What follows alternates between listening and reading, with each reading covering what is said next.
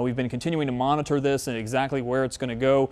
Let me kind of break it all down, what I'm going to be watching and all of the players that go into the forecast to bring this into the Carolinas if it makes it that way.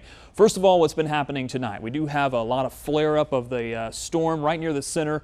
That convection, we call it, and you're going to hear me talking a lot about convection over the next several days. When you have that really firing right near the center of the storm, generally that is a strengthening storm. When you see that happening, especially right around the center, you're probably going to get a little bit of an eye to form here, either overnight or within the next 12 to 24 hours or so. Generally, the storm is going to be moving west-northwest. That's bad news for the Bahamas here. Sometimes you can see a little bit better in the infrared. Here's the infrared. We color code the cloud tops, the colder cloud tops a little bit higher. And we color those a little bit of a darker shade here, this kind of orange, where you see those darker areas. That is the higher, more intense thunderstorms that we are seeing. Again, an eye not necessarily forming yet, but you can make out a lot of the convection there right near the center. There you see the center kind of generally drifting west-northwest. We're going to be watching that overnight, as well as the information coming from the Hurricane Hunter aircraft.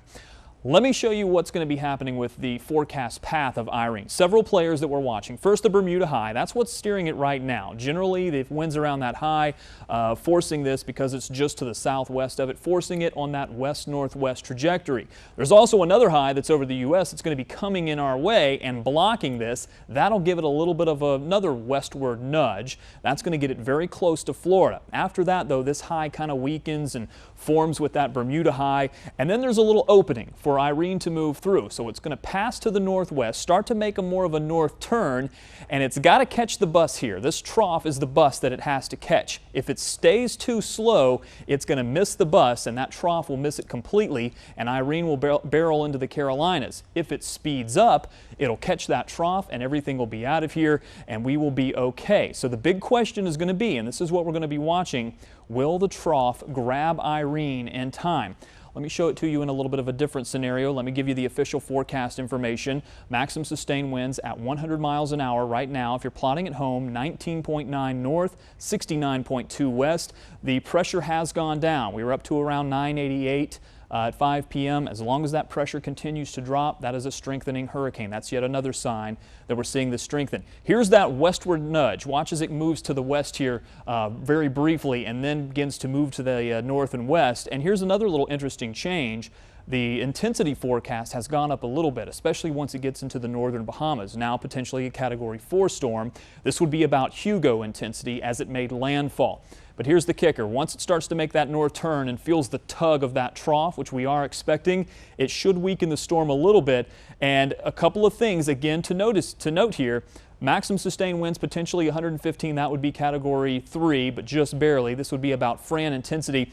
This is all the way from western South Carolina all the way out to well out into the Atlantic. This is the error potentially that we could have in our forecasting. We're not that good yet. We're 5 days out. We can pinpoint it down to just this line. And you got to also remember a hurricane is a wide area of wind, so the winds may extend out as far west as maybe Columbia and as far east as the Outer Banks. So that's a possible scenario.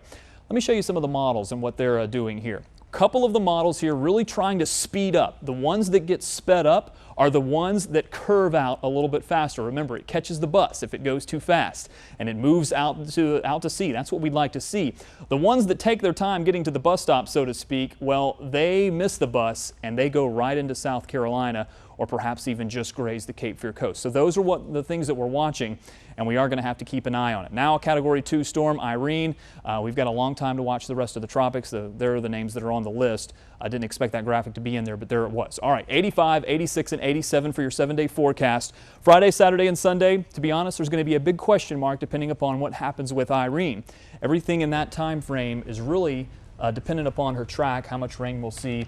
It's a little too early to start talking about evacuations, too early to start talking about rainfall amounts, to start talking about county by county, who's going to see what.